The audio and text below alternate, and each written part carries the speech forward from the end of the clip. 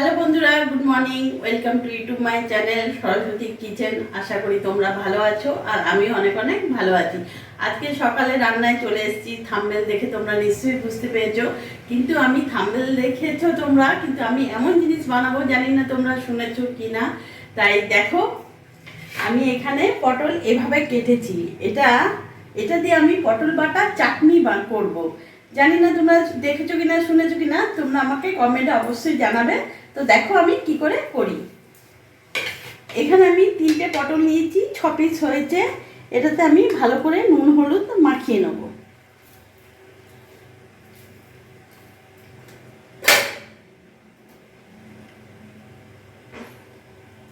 এখানে কড়াই আমি বসিয়ে দিয়েছি। আমি এখানে সর্ষের তেল দিয়ে দেবো।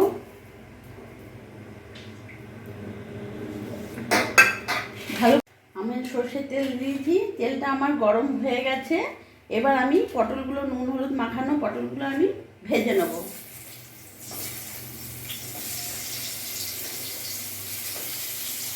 এগুলো একটু লাল লাল করে আমি ভেজে তুলব।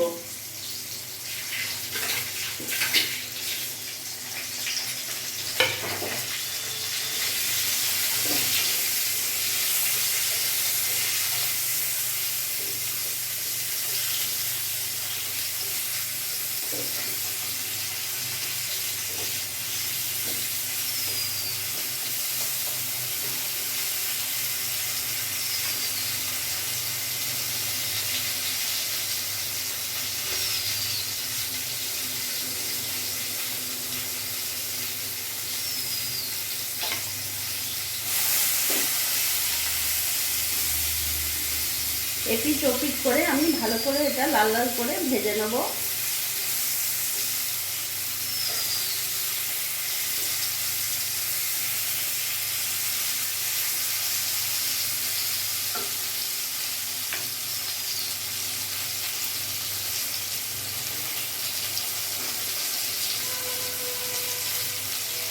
পটলগুলো আমার ভালোভাবে লাল লাল করে আমি ভেজে নিয়েছি।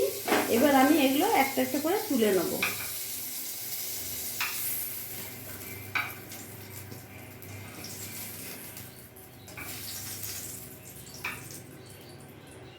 এবার এই কড়াইয়ের মধ্যে আমি একটু সর্ষের তেল দিয়ে দেবো, অল্প দেবো।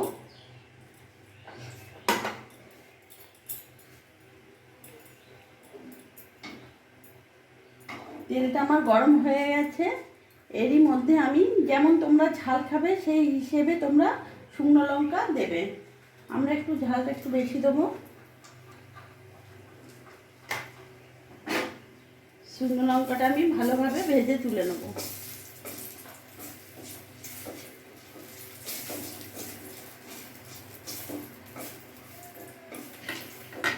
আমি শুকনো লঙ্কাটা ভেজে তুলে নিলাম।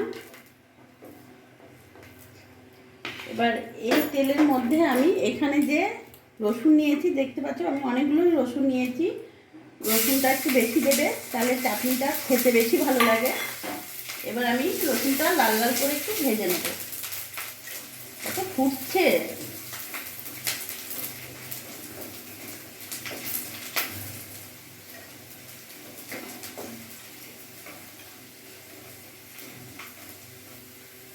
তার সাথে আমি এখানে যে জিরে নিয়েছি, এটা আমার 1/2 চামচ জিরে আছে, জিরেটা আমি পুরোটা দিয়ে দিলাম।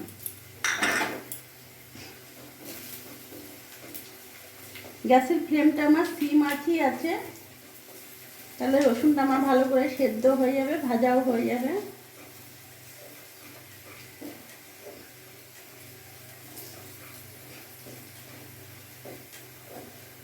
বন্ধুরা, তোমরা একবার হলেও একবার ট্রাই করবে, সত্যিই খুব ভালো লাগে। আর এখন গরমকালের সিজন, এখন তো পটল বাজারে অ্যাভেলেবেল পাবে। একবার হলেও দেখো করে, সত্যিই খুব ভালো লাগে। ঝালটা তোমরা তোমাদের যেভাবে ঝাল খাবে সেই হিসেবে তোমরা ঝালটা দেবে কম বেশি। আমার এখানে রসুন জিরে খুব ভালো করে ভাজা হয়ে গেছে। এবার এটা আমি নামিয়ে ফেলবো।